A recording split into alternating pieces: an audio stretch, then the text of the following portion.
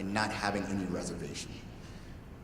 So for me, I think that was my process, just being able to get to a point where I knew the purpose, and I would do everything and anything in my power to strengthen who I am so that I can better strengthen the individuals in front of me.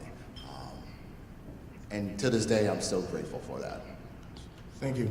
And so one of the things we found is that while we aim to recruit more black male educators, one of the challenges we're facing is we're losing them as quickly as we're trying to recruit them. So Nate Bowley, you are going into your 12th. Can we applaud him going into his 12th year of teaching? 12th year of teaching. Two things. Can you talk about why you stayed in the classroom? And reflecting on your journey, what have you learned since year 1 to year 12? So it's funny because I think it's a common theme up here that we all were struggling students. And so my first couple years of teaching, when I would meet my old teachers, they would go, "You're a teacher? I hope your students are just like you." And they didn't mean that as a compliment. So now I've been in the game for 12 years, and one of the things that I've realized over my career is I started off at the most affluent middle school in my district, working with a population that looked nothing like me.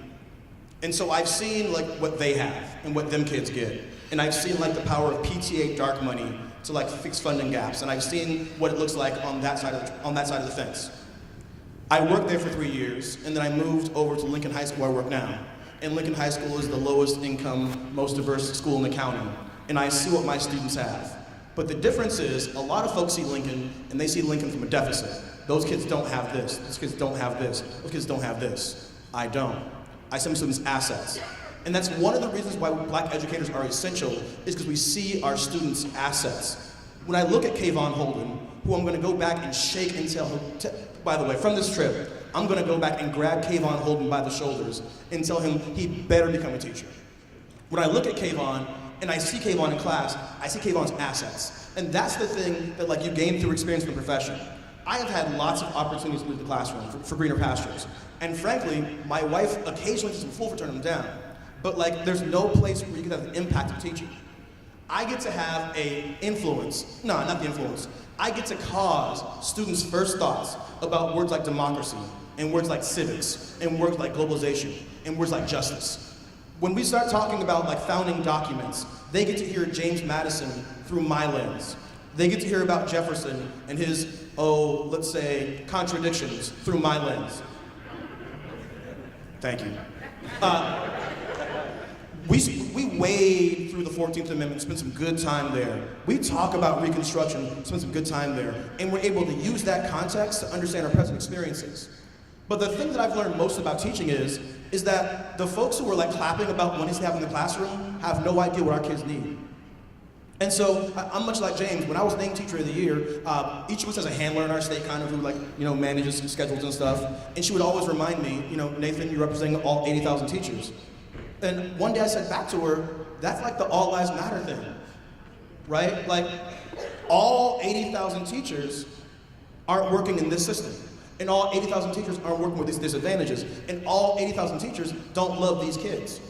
And so my advocacy shifted from there. And so once I had that realization, I was okay, teaching provides me a platform for justice. What else can I do? Let's talk about civil rights issues. Let's talk about immigration issues. Let's talk about law enforcement issues. Let's talk about housing issues. So in January, I'm flying to New York to a national real estate conference and talk about housing segregation. Why? Because housing segregation drives school segregation. Why does that matter? Well, because their kids get more resources than our kids do. And if our kids are with their kids, we'll get their resources. And that matters to me. And it's those are the opportunities we have in the classroom. But the thing is, I also know that when I lose the classroom, I lose authenticity with that. And so I've chosen to remain in the classroom. Literally, there's grading in my bag over at that table I'm gonna do on the flight home. But that's the work. And that work allows me to build constant connection with the community. I'm very intentional with my game. I buy groceries at the tienda and speak very bad Spanish to the guy. I buy my groceries, my students buy their groceries. I go to community events. I make sure I announce the football games and I announce the soccer matches and give kids nicknames because I'm building intentional relationships with my students and trying to get those students to stay in the community. One of the worst things that them folks say to our kids Education is the opportunity for you so you can get out. I don't want them to get out.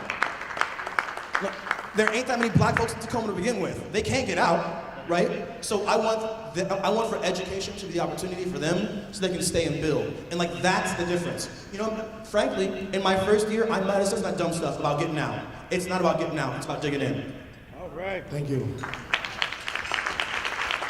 So I appreciate you highlighting this idea that we connect to our students and that we draw from our own experiences. And so, Mr. Ford, early on in middle school, you were diagnosed with ADD. Can you talk about how that has colored your lens with which you view our educational system, particularly one that over-enrolls black boys in special education?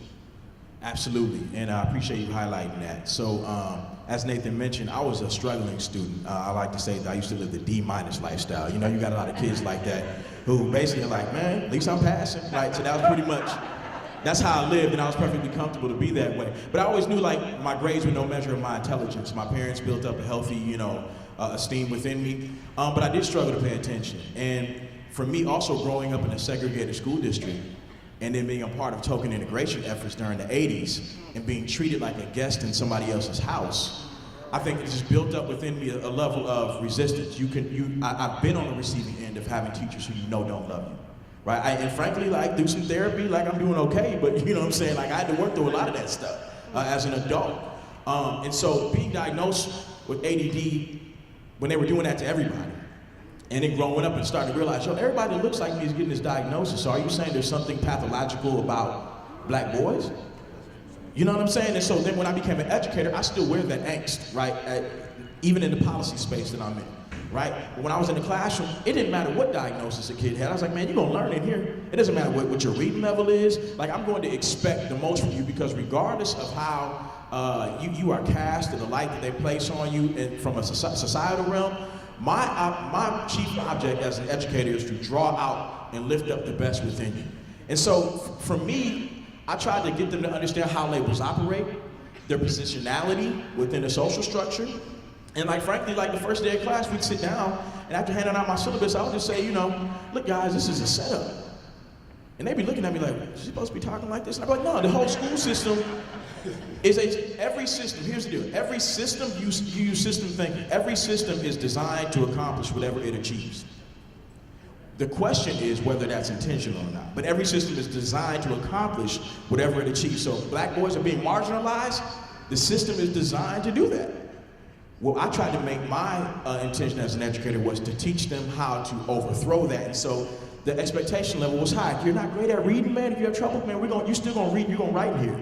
Right, we're going to build you up from wherever you're at, and by the end of this, you're going to improve as a reader. You're going to learn argumentation, learn how to construct arguments. The thing, I respect intellect, and I know that my students have the ability to be critical thinkers, and so I'm going to pull that out of them. And so at some point in time, it doesn't matter what your level or diagnosis is, by the end of that class, you will view yourself as an intellectual. And so the ADD label doesn't define me. I imagine I still got it. I mean, at some point in time, I'm a little scatterbrained. I still need my coffee in the morning to get focused, but it hasn't inhibited me from doing anything. So I refuse to allow that to do that for my students. So we are constantly pushing to think about our identity as activists.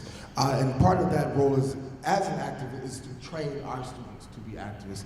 Mr. Dua, in your school, you led a campaign for students to push for free feminine hygiene products. And you've led several projects like that for students to leverage their voices within the school. Can you talk about why you do that work and how you do that work for your students?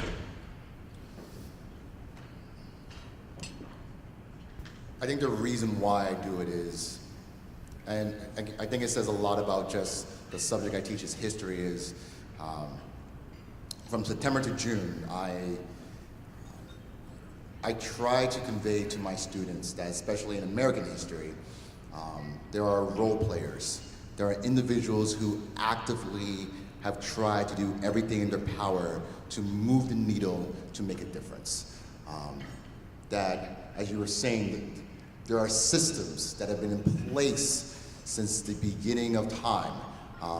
There are systems that were placed right in my home state of Virginia. When they came over here and they decided, they're like, you know what, this is how this is going to work.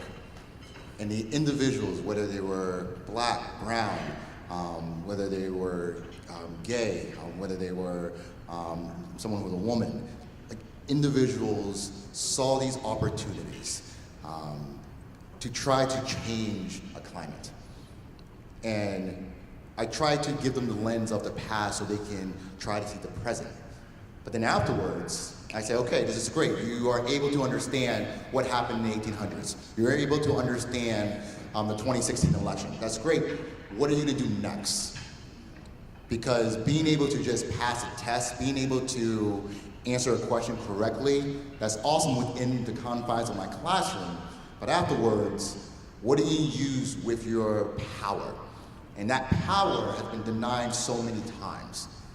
And for me, it takes a step as to, all right, how can we try our best to change something for the better? And I remember my students right after the inauguration, they were amped up. And they were saying, you know, we want to do this, that. And this one young lady, she came up to me and said, you know what, I don't know what to do. And I said, okay, let's start small. What is one thing that you can change within your school? And she looked at me and she said, you know what, it would be great if there were free tampons in the bathroom. And I remember just looking, you know what, I mean, I never knew that. Like, okay, that's new to me. And then I looked at her and I said, okay, we're gonna do that. And she was just so confused. And I said, remember what we learned in the 1800s about women who wanted equality. And remember what we learned continue within that era where women of different backgrounds